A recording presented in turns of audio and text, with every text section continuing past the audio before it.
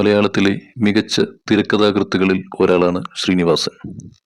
പലപ്പോഴും നമ്മൾ കാണുന്ന പല സിനിമകളും മറ്റു പലരുടെയും ജീവിതത്തിലുണ്ടായ അനുഭവങ്ങളെ വിപുലപ്പെടുത്തി ഉണ്ടാക്കിയതാവാം. ശ്രീനിവാസൻ സംവിധാനം ചെയ്ത ആദ്യത്തെ ചിത്രം വടക്കുനോക്കി യന്ത്രമാണ്. അത് അദ്ദേഹത്തിന്റെ സുഹൃത്തായിരുന്ന മുരളിയുടെ ജീവിതാനുഭവങ്ങളിൽ നിന്ന് സൃഷ്ടിച്ചെടുത്തതാണ്. മുരളി മദ്രാസിലെ ഫിലിം ആൻഡ് ടെലിവിഷൻ ഇൻസ്റ്റിറ്റ്യൂട്ടിൽ ശ്രീനിവാസന്റെ സഹപാഠിയായിരുന്നു. അതേ സ്ഥാപനത്തിൽ ശ്രീനിവാസന്റെ സഹപാഠിയായിരുന്ന മറ്റൊരാളാണ് സാക്ഷാൽ രജനീകാന്ത്. അതുകൊണ്ട് തന്നെ രജനീകാന്തിന്റെ വ്യക്തി ജീവിതത്തെപ്പറ്റി ശ്രീനിവാസന് നല്ല ബോധ്യമുണ്ട്. അങ്ങനെ രജനിയുടെ ജീവിതാനുഭവങ്ങളിൽ നിന്ന് ശ്രീനിവാസൻ എഴുതി തയ്യാറാക്കിയ ഒരു മമ്മൂട്ടി സിനിമയുണ്ട്. ആ സിനിമ കണ്ട സാക്ഷാൽ രജനീകാന്തിന്റെ കണ്ണുകൾ നിറഞ്ഞിട്ടുമുണ്ട്. ശ്രീനിവാസൻ ഫിലിം ഇൻസ്റ്റിറ്റ്യൂട്ടിൽ പഠിക്കുമ്പോൾ പ്രധാനമായും അദ്ദേഹത്തിന് വേണ്ടുന്ന സാമ്പത്തിക സഹായങ്ങൾ ചെയ്തു കൊടുത്തത് അദ്ദേഹത്തിന്റെ അമ്മാവനാണ്. അക്കാലത്ത് പണം മണി ഓർഡറുകളായിട്ടാണ് അയച്ചു കിട്ടുക. സഹപാഠിയായ രജനീകാന്തിന് പലവട്ടം മണി ഓർഡറുകൾ വരുന്നതും ശ്രീനിവാസന്റെ ശ്രദ്ധയിൽപ്പെട്ടു. സിനിമയുടെ അക്കാലത്തെ ആകാര സൗന്ദര്യ സങ്കല്പങ്ങൾക്ക് ഒരു വിധത്തിലും ചേരാത്ത ഒരാളാണ് താനെന്ന് ശ്രീനിവാസൻ വിശ്വസിച്ചിരുന്നു. എന്നാൽ തന്നേക്കാൾ സിനിമയ്ക്ക് ചേരാത്ത ആളാണ് രജനീകാന്ത് എന്ന് അദ്ദേഹം ഒരു ആശ്വാസവും കണ്ടെത്തി. രജനീകാന്തിന് പലവട്ടം മണി ഓർഡറുകൾ വന്നുകൊണ്ടിരിക്കുന്നു. മണി ഓർഡറുകളുമായി പോസ്റ്റ്മാൻ വരുമ്പോൾ തനിക്കാരെങ്കിലും പണം അയച്ചിട്ടുണ്ട് എന്നറിഞ്ഞാൽ രജനി ആ പോസ്റ്റ്മാനെയും കൂട്ടി ആളൊഴിഞ്ഞ ഒരു ഭാഗത്തേക്ക് പോകും. കിട്ടുന്ന പണത്തെപ്പറ്റി മറ്റുള്ളവർ അറിയാതെ ഇരിക്കാനാണ് രജനി ഇങ്ങനെ ചെയ്യുന്നത് എന്നാണ് ശ്രീനിവാസൻ ആദ്യം കരുതിയത്. എന്നാൽ പിന്നീടാണ് മനസ്സിലാക്കിയത് രജനീകാന്തിന് പഠിക്കാൻ ആവശ്യമായ പണം അയച്ചു നൽകുന്നത് അദ്ദേഹത്തിന്റെ അടുത്ത സുഹൃത്തുക്കളാണ്.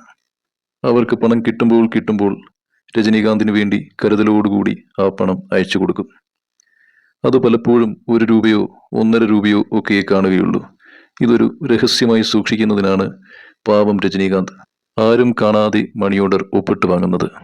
കർണാടകയിൽ ട്രാൻസ്പോർട്ട് സർവീസിൽ ജോലി ചെയ്യുമ്പോൾ ഡ്രൈവറായിരുന്ന സുഹൃത്ത് രാജ് ബഹദൂറാണ് ഇങ്ങനെ അദ്ദേഹത്തിന് പണം അയച്ചു കൊടുത്ത് സഹായിക്കുന്ന സുഹൃത്തുക്കളിൽ പരമപ്രധാനി. തനിക്ക് ദാദാ സാഹിബ് ഫാൽക്കെ പുരസ്കാരം കിട്ടിയപ്പോൾ രജനീകാന്ത് അത് സമർപ്പിച്ചത് ഈ രാജ് ബഹദൂറിനാണ് എന്നത് നിങ്ങൾ ഓർക്കുന്നുണ്ടാവുമല്ലോ. താൻ തന്നെ നായകനായി മമ്മൂട്ടിക്കൊപ്പം അഭിനയിച്ച് സൂപ്പർ ഹിറ്റായ ഒരു മലയാള സിനിമയുടെ ത്രെഡ് ശ്രീനിവാസൻ സ്വീകരിച്ചത് രജനീകാന്തിന്റെ ഈ കഥയിൽ നിന്നുമാണ്. ഇതിൽ നിന്ന് കഥയുണ്ടാക്കാൻ വലുതായിട്ടൊന്നുമില്ല എന്നറിയാവുന്ന ശ്രീനി രജനീകാന്തിന്റെ പ്രണയത്തിൽ നിന്നുകൂടി ഒരു ഭാഗം അടർത്തിച്ചേർത്ത് ഈ സിനിമയെ കൊഴിപ്പിച്ചു. ആ സിനിമയാണ് കഥ പറയുമ്പോൾ. രജനീകാന്ത് കർണാടകയുടെ KSRTCയിൽ തന്നെ ജോലി ചെയ്യുമ്പോൾ സംഭവിച്ച ഒരു തീവ്ര പ്രണയം. സമ്പന്നയായ ഒരു പെൺകുട്ടി ബസ്സിൽ കയറാൻ വരുമ്പോൾ കണ്ടക്ടറായ രജനീകാന്ത് അവരോട് ബസ്സിന്റെ പിൻവാതിലിൽ കൂടി കയറാൻ ആവശ്യപ്പെട്ടു. പക്ഷേ താൻ മുന്നിലൂടെ കയറിയാൽ എന്താ പ്രശ്നം എന്ന് ചോദിച്ചുകൊണ്ട് രജനീകാന്തിനെ വകവയ്ക്കാതെ ആ പെൺകുട്ടി ബസ്സിൽ കയറി. അവൾ മെഡിസിൻ പഠിക്കുന്ന ഒരു പെൺകുട്ടിയായിരുന്നു. അവളോടുള്ള ആദ്യത്തെ അരിശം, പിന്നെ പരിചയവും, പിന്നെ സൗഹൃദവും, പിന്നെ പ്രണയവുമായി വളർന്നു. ആ പെൺകുട്ടിയുടെ പേര് നിർമ്മല എന്നായിരുന്നു.